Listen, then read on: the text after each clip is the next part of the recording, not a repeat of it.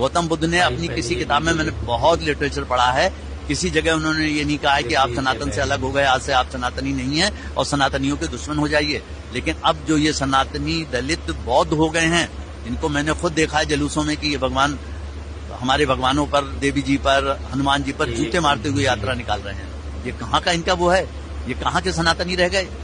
अब जब ये बौद्ध धर्म अपना लिया तो ये वो दलित भी नहीं रह गए जिनके लिए हम ये कहें कि भीम आर्मी बना ली और ये सनातनियों से लड़ रहे हैं। ये पॉलिटिकली मोटिवेटेड लोग हैं जिन्हें दूसरा धर्म, एक मिलके समुदाय, एक वर्ग मिलके चढ़ा रहा है। हिंदू को हिंदू से लड़ाने की इसमें साजिश है। और ये पहले हमें, आपको मैं एक बार, ये पहले भीम आर्मी से लड़वाएंगे, कटवाएंगे हिंदुओं को और फिर बाद में भीम आर्मी को भी काटेंगे। मैं एक बहुत बड़ी इतिहास की आपको गवाही दे रहा हूं इसके बात के ऊपर, आप ध्यान से सुन लीजिए। जब 1947 में डिवीजन हुआ तो एक जोगिंदर नाथ मंडल हुए जो दलितों के बहुत बड़े नेता थे उस समय के ईस्ट बंगाल में। तो उन्होंने क्या किया कि वो अपने दलितों को लेकर, जो दलित आना भी चाहते थे उन्हें भी पाकिस्तान में, ईस्ट बंगाल में रोक दिया। और उन दलितों के नेता तो वो थे ही, वहां पर वो मिनिस्टर भी बन गए पाकिस्तान की मिनिस्ट्री में, लेबर मिनिस्टर। लेकिन 6 महीनों में उन्होंने देखा कि ये पाकिस्तान के लोग सबसे ज्यादा संघार और सबसे ज्यादा नुकसान दलितों का कर रहे हैं। इसलिए वो रातों रात उन बेचारे 17% दलितों को बंगाल में छोड़ के और इंडिया भागाए। आज उन 17% बंगालियों में से केवल, दलितों में से केवल 1% दलित भी नहीं बचा है वहां। या तो वो सब मारे गए या कन्वर्ट हो गए। तो मैं आपको बता दूं, सनातनी लोगों के साथ रहकर ही दलित लोगों का उद्धार है जीवन में। अब दूसरी बात सुन लीजिए। आप मुझे बताइए, तिब्बत को नेहरू जी ने अपनी मेहरबानी करके जब उसके हाथ में दे दिया, चीन के हाथ में, तो वहां जो बौद्ध थे उनका क्या हाल हुआ। आज जो दलाई लामा तुम्हारे सनातनी हिंदुस्तान में बैठे हुए हैं, सुरक्षित हैं, जगह जगह घूमने की आजादी है, बोलने की आजादी है, निमंत्रण दिए जाते हैं बड़े बड़े फंक्शंस में, तो वो भी बौद्ध हैं और वो किसके साथ रह रहे हैं। तो ये जो नियो बौद्ध या बौद्ध बन गए हैं, इन्हें समझना चाहिए कि अगर ये दूसरी कौमों के हाथ पड़ जाएंगे तो इनका क्या होगा। घबराएं नहीं। और उसको कवर अप करने के लिए आरक्षण दिया गया है।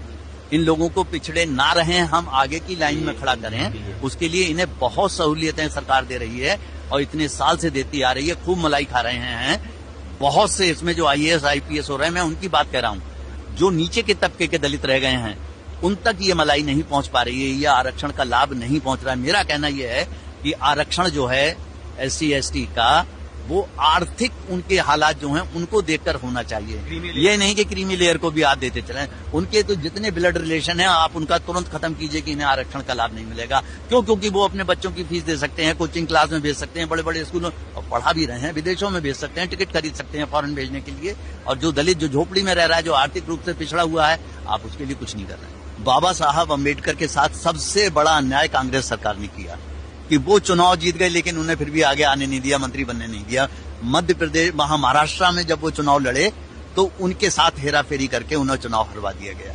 तो सबसे पहले अम्बेडकर के साथ जो गड़बड़ी की गई, जो अत्याचार किया गया, वो कांग्रेस के राज्य में हुआ। अब इस समय नहीं हो। और फिर भी आपको मैं बता दूं कि जितनी मूर्तियां, जितना सम्मान सत्कार अम्बेडकर को इस देश में दिया जाता है, आखिरकार वो इतने ब्रेनी आदमी थे, इतने पढ़े लिखे थे कि साहब उन्होंने संविधान की रचना की। संविधान मामूली चीज नहीं है कि उसको हर तरीके से, ठीक है बहुत सी चीजें कॉपी पेस्ट भी हुई होंगी कि दूसरी जगह से संविधान की धाराएं ले ली हमने, लेकिन अनुच्छेद ले लिए, आर्टिकल ले लिए, लेकिन फिर भी उन्होंने अपना दिमाग बहुत लगाया। ये देश ऋणी रहेगा अम्बेडकर साहब का और उनके द्वारा लिखे हुए संविधान का। बाकी दलितों को आप कैसे समझाएंगे कि आप सनातनी दलित हो? मैं ये चाहता हूं कि मैं इसकी मुहिम आपने शुरू कर? हाँ, मैं कर रहा हूं। मैं एक मैगजीन निकालूंगा, उसमें जितने संत तुकाराम और जितने बड़े बड़े संत हुए हैं, रविदास, किसमें दलित, उन्हें मैं सामने लाऊंगा। आप मुझे एक बात बता दीजिए, रविदास बहुत बड़े संत थे, इनके कविताएं लिखते थे, वो ब्रह्म की चर्चा करते थे, मोची थे, जूते गांठते रहते थे। उनके जो शिष्य थे उन्होंने उनसे बहुत कहा कि अब आप इस जगह पहुंच गए हैं ऊंचाई पर कि अब आपका जूते गांठना मुझे शोभा नहीं, हम लोगों को शोभा नहीं देता, हम आपका रहन सहन पालन सब देखेंगे, लेकिन उन्होंने कहा नहीं, जो मेरा काम है वो मैं काम करूं। देखिए, नहीं मालूम आप किस कौम के हो, या ये सब लोग जो सुन रहे हैं, देख रहे हैं, ये किस कौम के हैं। हम सबके सब दलित हैं।